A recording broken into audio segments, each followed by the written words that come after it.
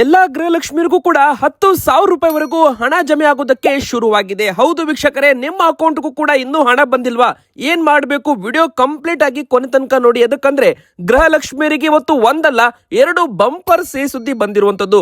ಇನ್ನು ಎರಡನೇದಾಗಿ BPL card ಇದ್ದವರಿಗೆ ಮತ್ತೆ ಅಕೌಂಟ್ಗೆ ಹಣ ಬರುತ್ತಾ? ಎದಕ್ಕಂದ್ರೆ ಒಂದು ಕಂತಿನ ಹಣವನ್ನ ಹಾಕಿಲ್ಲ ಅಂತ ಹೇಳಲಾಗ್ತಾ ಇದೆ. ಯಾವ ಹಣ ಇದು? ಮತ್ತೆ ರೇಷನ್ ಕಾರ್ಡ್ ಇದ್ದವರಿಗೆ ಇವತ್ತು 2 ಬಂಪರ್ ಸಿಹಿ ಸುದ್ದಿ ಕೂಡ ಬಂದಿರುವಂತದ್ದು ವೀಕ್ಷಕರೇ. ಸೊ ವಿಡಿಯೋನ ಕಂಪ್ಲೀಟ್ ಆಗಿ ನೋಡಿ. ಇನ್ನು ಬಂಗಾರ, ಆಭರಣ, ಬೆಳ್ಳಿ ಖರೀದಿ ಮಾಡೋರಿಗೆ ಕೊನೆಗೂ ಬಿಗ್ ಶಾಕ್ ಅಂತ ಹೇಳ್ಬೋದು. ಎಲ್ಲಾ ದಾಖಲೆಗಳನ್ನ ಉಡಿಸ್ ಮಾಡಿದೆ ಬಂಗಾರ ಮತ್ತು ಬೆಳ್ಳಿ ದರ. ಬೆಳ್ಳಿ 4 ಲಕ್ಷ ರೂಪಾಯಿ ಗಡಿ ದಾಟಿದೆ 1 ಕೆಜಿಗೆ. ಅದೇ ತರ ಬಂಗಾರವು ಕೂಡ ಈಗ 10 ಗ್ರಾಮ್ಗೆ 1,80,000 ರೂಪಾಯಿ ದಾಟುತ್ತೆ. ಆದ್ರೆ ಮುಂದಿನ ಬರೋ ದಿನಗಳಲ್ಲಿ ಬಂಗಾರ ಬೆಳ್ಳಿ ಇಳಿಕೆ ಆಗುತ್ತಾ? ಇದರ ಬಗ್ಗೆನೂ ಕೂಡ ಅಪ್ಡೇಟ್ ಬಂದಿದೆ. ಇನ್ನು ವೀಕ್ಷಕರೇ, ಇದೇ 1ನೇ ತಾರೀಕಿಗೆ ಭಾರತ್ ಬಂದ್ ಅಂತ ಹೇಳಲಾಗ್ತಾ ಇದೆ. ಯಾವ ಕಾರಣಕ್ಕಾಗಿ ಫೆಬ್ರವರಿ 1ನೇ ತಾರೀಕಿಗೆ ಭಾರತ್ ಬಂದ್ ಮಾಡ್ತಾ ಇದ್ದಾರೆ, ಎದಕ್ಕೆ ಅಂತ, ಇದಕ್ಕೆ ಕಾರಣ ಆದ್ರೂ ಏನು, ಇದನ್ನು ಕೂಡ ವಿಡಿಯೋದಲ್ಲಿ ನೋಡ್ತಾ ಹೋಗೋಣ. ಇನ್ನು ಸಾರಿಗೆ ನೌಕರರ ಮುಷ್ಕರ ಕೂಡ ಮುಂದೂಡಿಸಲಾಗಿದೆ ಅಂತ ಹೇಳಲಾಗ್ತಾ ಇದೆ. ಎದಕ್ಕಂದ್ರೆ ಅನಂತ ಸುಬ್ಬರಾವ್ ಅವರು ನಿಧನದ ಕಾರಣದಿಂದಾಗಿ ಸಾರಿಗೆ ನೌಕರರ ಮುಷ್ಕರ ಮತ್ತೆ ಈಗ ಮುಂದೂಡಿಸಲಾಗಿದೆ ಅಂತ ಹೇಳಲಾಗ್ತಾ ಇದೆ. ವೀಕ್ಷಕರೇ, ಎಲ್ಲ ಒಂದು ದೊಡ್ಡ ಬ್ರೇಕಿಂಗ್ ನ್ಯೂಸ್ ಗಳನ್ನ ಇವತ್ತಿನ ಈ ವಿಡಿಯೋದಲ್ಲಿ ನೋಡೋಣ. 10 ದೊಡ್ಡ ಸುದ್ದಿ ಅಂತಾನೆ ಹೇಳ್ಬಹುದು. ಅದರಲ್ಲಿ ಇಂಪಾರ್ಟೆಂಟ್ ಅಪ್ಡೇಟ್ ಕೂಡ ನಾವು ನಿಮಗೆ ಹೇಳಲಿದ್ದೇವೆ. ಮತ್ತೆ ಇನ್ನೊಂದು ಹೊಸ ಯೋಜನೆ ಮೂಲಕ ನೀವು ಕೂಡ ತಿಂಗಳಿಗೆ 3,000 ರೂಪಾಯಿ ಪಿಂಚಣಿಯನ್ನ ಕೇಂದ್ರ ಸರ್ಕಾರದಿಂದ ಪಡೆದುಕೊಳ್ಬಹುದು. ಈ ಒಂದು ಯೋಜನೆಗೆ ಅರ್ಜಿ ಹಾಕೋದಕ್ಕೆ ಯಾವೆಲ್ಲ ದಾಖಲಾತಿಗಳು ಬೇಕು, ಎಲ್ಲಿ ಅರ್ಜಿ ಹಾಕಬೇಕು, ಹಾಗೆ ಹೇಗೆ ಹಣ ಪಡೆದುಕೊಳ್ಬೇಕು, ಎಲ್ಲ ಒಂದು ಡೀಟೇಲ್ ಆಗಿ ಈ ವಿಡಿಯೋದಲ್ಲಿ ನೋಡೋಣ.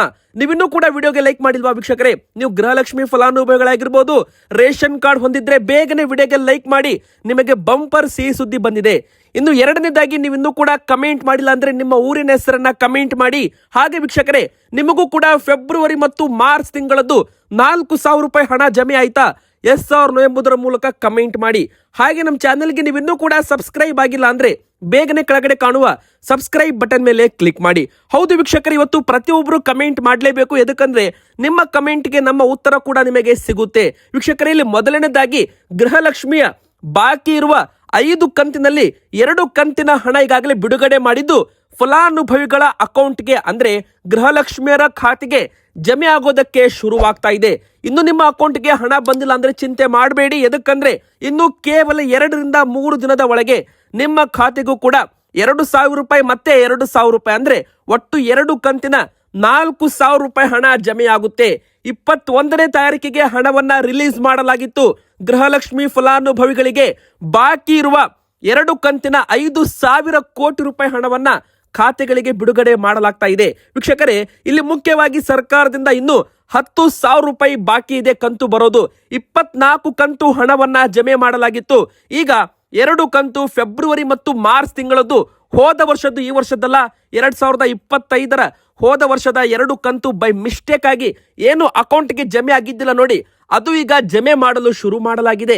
ಬೆಂಗಳೂರು ಆಗಿರ್ಬೋದು, ಬೆಳಗಾವಿ ಆಗಿರ್ಬೋದು, ಉಡುಪಿ ಆಗಿರ್ಬೋದು, ಚಾಮರಾಜನಗರ, ಬೀದರ್ ಎಲ್ಲಾ ಜಿಲ್ಲೆಗಳಲ್ಲೂ ಕೂಡ ಹಂತವಾಗಿ ಹಣವನ್ನ ಟ್ರಾನ್ಸ್ಫರ್ ಮಾಡಲು ಶುರು ಮಾಡಲಾಗುತ್ತೆ. ವೀಕ್ಷಕರೇ, ನಿಮ್ಮ ಒಂದು ರೇಷನ್ ಕಾರ್ಡ್ ಆಕ್ಟಿವ್ ಆಗಿರಬೇಕು. ಇದನ್ನ ಚೆಕ್ ಮಾಡಿಕೊಳ್ಳಿ. ನಿಮ್ಮ ರೇಷನ್ ಕಾರ್ಡು ಇಲ್ಲಿ ಮಹಿಳೆಯರು, ಗೃಹಲಕ್ಷ್ಮಿಯರು ಯಜಮಾನಿ ಸ್ಥಾನ ಹೊಂದಿರಬೇಕು ಅಂತ ಹೇಳಲಾಗಿದೆ. ಒಂದೇ ಮನೆಯಲ್ಲಿ 2 3 ಗೃಹಲಕ್ಷ್ಮಿ ಯೋಜನೆ ಪಡೆದುಕೊಳ್ತಾ ಇದ್ದಾರೆ. ಅದು ಕೂಡ ಈಗ ಬಂದ್ ಆಗುತ್ತೆ ಅಂತ ಹೇಳಬಹುದು ವೀಕ್ಷಕರೇ. ಎದಕ್ಕಂದ್ರೆ ಒಂದು ರೇಷನ್ ಕಾರ್ಡ್ಗೆ ಒಬ್ರು ಯಜಮಾನಿ ಸ್ಥಾನದಲ್ಲಿದ್ದವರಿಗೆ ಮಾತ್ರ ಒಂದು ಗೃಹಲಕ್ಷ್ಮಿ ಅಂತಾನೂ ಕೂಡ ಹೇಳಲಾಗಿದೆ. ಇನ್ನು ಎರಡನೇದಾಗಿ, ಒಂದು ವೇಳೆ ನಿಮ್ಮ BPL ಕಾರ್ಡು APL ಕಾರ್ಡ್ಗೆ ವರ್ಗಾವಣೆ ಆಗಿದ್ರೆ ಅದಕ್ಕೆ ಕಾರಣ ಕೂಡ ತಿಳಿದುಕೊಳ್ಳಿ.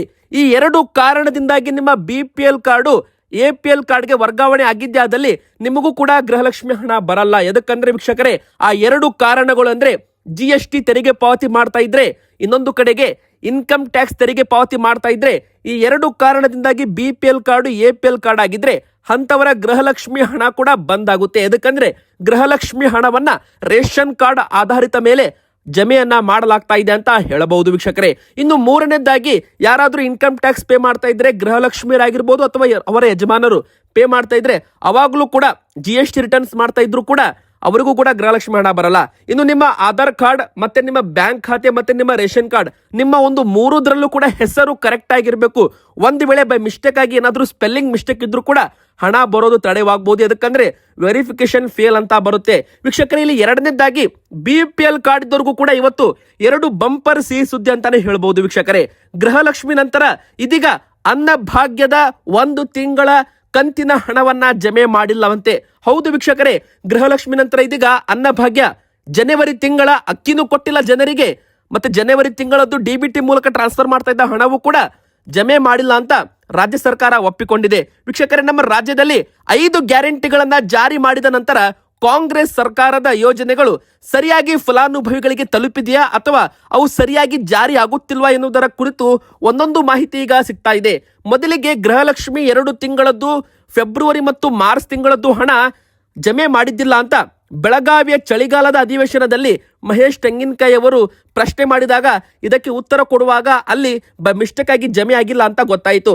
ಆದ್ರೆ ಇದೀಗ ಅನ್ನಭಾಗ್ಯದ ಹಣ 1 ಕಂತು ಬಾಕಿ ಇದೆ ಎಂಬುವ ಮಾಹಿತಿ ಈಗ ವಿಧಾನಸಭೆಯಲ್ಲಿ ಪ್ರಸ್ತಾಪವಾಗಿದೆ. ರಾಜ್ಯ ಸರ್ಕಾರ ಜಾರಿ ಮಾಡಿರೋ ಅನ್ನಭಾಗ್ಯ ಯೋಜನೆ 2025ರ ಜನವರಿ ತಿಂಗಳಲ್ಲಿ ಅನ್ನಭಾಗ್ಯ ಫಲಾನುಭವಿಗಳಿಗೆ ಹಣ ಜಮೆ ಆಗಿಲ್ಲ. ಅವಾಗ ಕೇಂದ್ರ ಸರ್ಕಾರ ಅಕ್ಕಿ ವಿತರಣೆ ಲೇಟ್ ಮಾಡಿತ್ತು, ಆದ್ರೂ ಕೂಡ ಅಕ್ಕಿ ವಿತರಣೆ ಆಗಿಲ್ಲ. ಈ ಕಡೆ ಹಣ ಜಮೆ ಮಾಡ್ತಾ ಇದ್ರು. ಮೊದಲು ಅಕ್ಕಿ ಬದಲಾಗಿ ಹಣವನ್ನ ಕೊಡ್ತಾ ಇದ್ರು ಸ್ಟಾರ್ಟಿಂಗ್ ಅಲ್ಲಿ. ಮೊದಲ 1 ತಿಂಗಳು ಮಾತ್ರ ಮಿಸ್ಟೇಕ್ ಆಗಿ ಬಂದಿಲ್ಲ ಅಂತಾನು ಕೂಡ ಹೇಳಲಾಗ್ತಾ ಇದೆ. ಅನ್ನಭಾಗ್ಯ ಯೋಜನೆ ಆರಂಭ ಮಾಡಿದಾಗ ಕೇಂದ್ರ ಸರ್ಕಾರ ಅಕ್ಕಿ ದಾಸ್ತಾನು ಇದ್ರೂ ಕೂಡ ಕೊಟ್ಟಿರಲಿಲ್ಲ. ಈ ಹಿನ್ನೆಲೆ ಫಲಾನುಭವಿಗಳಿಗೆ ರಾಜ್ಯ ಸರ್ಕಾರ 5 ಕೆಜಿ ಅಕ್ಕಿ ಬದಲಾಗಿ 170 ರೂಪಾಯಿ ಹಣವನ್ನ ಅವರ ಖಾತೆಗೆ ನೀಡ್ತಾ ಇತ್ತು. ಆದ್ರೆ ಜನವರಿ ತಿಂಗಳಲ್ಲಿ ಜನರಿಗೆ ಅಕ್ಕಿನೂ ಕೊಟ್ಟಿಲ್ಲ, ಇನ್ನೊಂದು ಕಡೆಗೆ 1 ಕಂತಿನ ಹಣವನ್ನು ಕೂಡ ಜಮೆ ಮಾಡಿಲ್ಲ. ಆ ಒಂದು ಹಣ ಟೋಟಲ್ ಆಗಿ 657 ಕೋಟಿ ರೂಪಾಯಿ ಕೊಡಬೇಕು ಅಂತ ಹೇಳಲಾಗ್ತಾ ಇದೆ. ಇದರ ಬಗ್ಗೆ ನೆಕ್ಸ್ಟ್ ಅಪ್ಡೇಟ್ ನೋಡೋಣ. ಇನ್ನೊಂದು ಕಡೆಗೆ ಇಂದಿರಾ ಕಿಟ್ ಕೂಡ ಇದೇ ಫೆಬ್ರವರಿ 10ನೇ ತಾರೀಕಿನ ಒಳಗೆ ವಿತರಣೆ ಮಾಡಲಾಗ್ತಾ ಇದೆ. ತೊಗರಿ ಬೇಳೆ, ಹೆಸರು ಕಾಳಿನ ಬದಲಾಗಿ ಹೆಚ್ಚುವರಿ ತೊಗರಿ ಬೇಳೆ, ಮತ್ತೆ ಅಡುಗೆ ಎಣ್ಣೆ, ಉಪ್ಪು, ಸಕ್ಕರೆ, ಈ 4 ವಸ್ತುಗಳನ್ನು ಕೂಡ ರೇಷನ್ ಕಾರ್ಡ್ ಇದ್ದವರಿಗೆ ಕೊಡಲಾಗ್ತಾ ಇದೆ. ಅದು ಕೂಡ ಉಚಿತವಾಗಿ ಅಂತಾನೂ ಕೂಡ ಇಲ್ಲಿ ಹೇಳಬಹುದು ವೀಕ್ಷಕರೇ. ಈಗ ಬನ್ನಿ ಮತ್ತೊಂದು ದೊಡ್ಡ ಗುಡ್ ನ್ಯೂಸ್ ಏನಂತ ನೋಡೋಣ. ಬಂಗಾರದ ಬೆಲೆ ಒಂದು ಕಡೆಗೆ ಇಳಿಕೆ ಆಗುತ್ತೆ ಅಂತ ಹೇಳಲಾಗ್ತಾ ಇದೆ. ಆದ್ರೆ ಒಂದು ಬ್ಯಾಡ್ ನ್ಯೂಸ್ ಏನಂದ್ರೆ ಸಾರ್ವಕಾಲಿಕ ದಾಖಲೆ ಮುರಿದಿದೆ ಬಂಗಾರ. ಹೌದು ವೀಕ್ಷಕರೇ, ಇತಿಹಾಸದಲ್ಲೇ ಮೊದಲ ಬಾರಿಗೆ ಬಂಗಾರದ ಬೆಲೆ 1,80,000 ರೂಪಾಯಿ ಗಡಿ ದಾಟಿದೆ. ಬೆಳ್ಳಿ ಈಗ 4 ಲಕ್ಷ ರೂಪಾಯಿ ಗಡಿ ದಾಟಿದೆ. ಒಂದೇ ದಿನ 1 ಗ್ರಾಮ್ ಮೇಲೆ 1,177 ರೂಪಾಯಿ ಏರಿಕೆ ಆಗೋದ್ರ ಮೂಲಕ ಬರೋಬ್ಬರಿ 10 ಗ್ರಾಮ್ 1 ತೊಲೆ ಬಂಗಾರದ ಬೆಲೆ ಒಂದೇ ದಿನದಲ್ಲಿ 11,770 ರೂಪಾಯಿಷ್ಟು ಏರಿಕೆ ಆಗಿದೆ. ಭಾರತದ ಇತಿಹಾಸದಲ್ಲೇ ಇಷ್ಟೊಂದು ರೇಟ್ ಏರಿಕೆ ಆಗಿದ್ದೇ ಇಲ್ಲ. ಈ ಮೊದಲ ಬಾರಿ ಬಂಗಾರದ ಬೆಲೆ 10 ಗ್ರಾಮ್ 1 ತೊಲೆ ಮೇಲೆ 11,770 ರೂಪಾಯಿ ಏರಿಕೆ ಆಗೋದ್ರ ಮೂಲಕ 1,67,000 ರೂಪಾಯಿ ಇದ್ದುದು ಈಗ 1,78,850 ರೂಪಾಯಿ ಆಗಿದೆ. ಈಗ 1,80,000 ರೂಪಾಯಿ ಗಡಿ ದಾಟಿದೆ GST ಇನ್ಕ್ಲೂಡ್ ಮಾಡಿದ್ರೆ. ಅದೇ ತರ ಬೆಳ್ಳಿ ದರವೂ ಕೂಡ 1 ಕೆಜಿಗೆ ಬರೋಬ್ಬರಿ 30,000 ರೂಪಾಯಿ ಏರಿಕೆ ಆಗೋದ್ರ ಮೂಲಕ ಈಗ 4,10,000 ರೂಪಾಯಿ ಆಗಿದೆ 1 ಕೆಜಿ ಬೆಳ್ಳಿ ದರ. ಸಾರ್ವಕಾಲಿಕ ಗರಿಷ್ಠ ಮಟ್ಟ ಅಂತ ಹೇಳ್ಬೋದು ವೀಕ್ಷಕರೇ.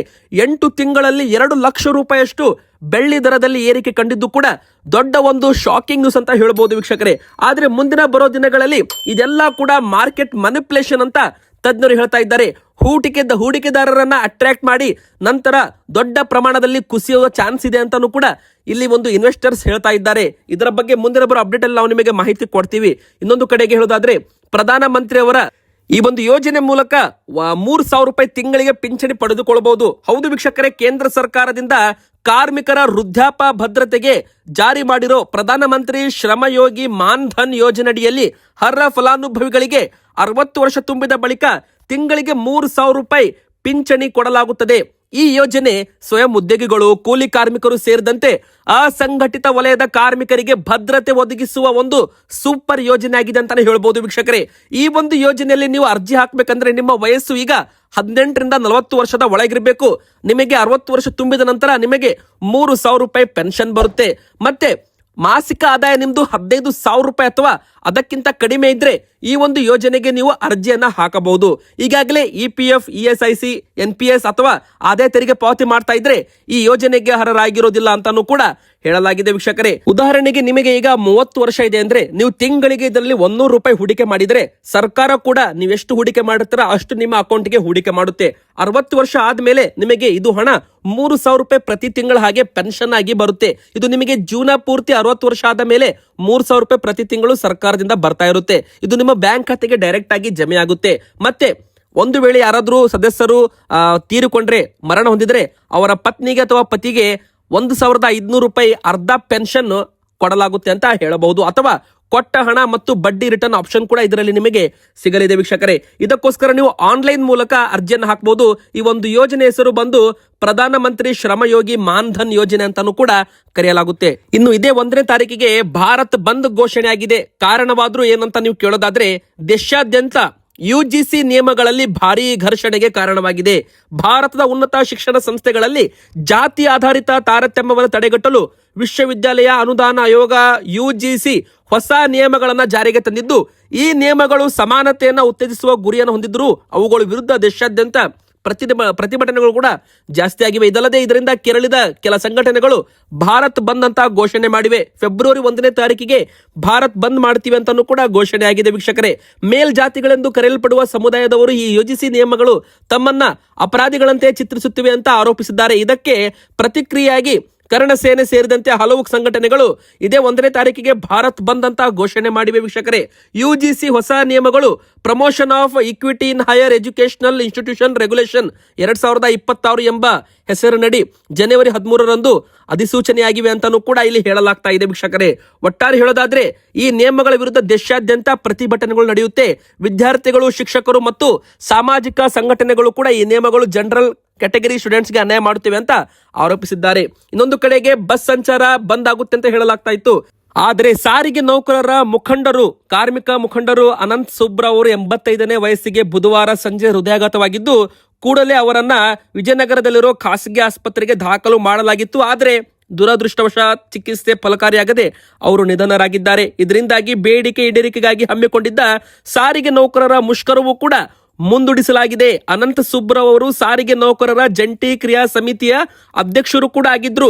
ಅದರಂತೆ ಜನವರಿ 29ಕ್ಕೆ ಸಾರಿಗೆ ನೌಕರರು ಬೆಂಗಳೂರು ಚಲೋ ಕರೆ ಕೊಟ್ಟಿದ್ರು ವೀಕ್ಷಕರೇ. ಆದರೆ 28ನೇ ತಾರೀಕಿಗೆ ಅವರಿಗೆ ಹೃದಯಾಘಾತವಾಗಿರೋದ್ರಿಂದ 29ನೇ ತಾರೀಕಿನ ಈ ಒಂದು ಮುಷ್ಕರವನ್ನ ಮುಂದೂಡಿಕೆ ಮಾಡಲಾಗಿದೆ ಅಂತಾನೂ ಕೂಡ ಹೇಳಲಾಗಿದೆ. ಹೀಗಾಗಿ ಬೆಂಗಳೂರು ಚಲೋ ಈಗ ಮುಂದೂಡಿಸಲಾಗಿದೆ ಅಂತ ಹೇಳಬಹುದು ವೀಕ್ಷಕರೇ. ಇವತ್ತಿಗೆ ಇಷ್ಟ ಆಗಿತ್ತು ವಿಡಿಯೋ. ಇಷ್ಟ ಆದ್ರೆ ವಿಡಿಯೋಗೆ ಲೈಕ್ ಮಾಡಿ, ನಮ್ಮ ಚಾನಲ್ಗೆ ಸಬ್ಸ್ಕ್ರೈಬ್ ಆಗಿ ನಿಮ್ಮ ಅನಿಸಿಕೆ ಕಮೆಂಟ್ ಮಾಡಿ.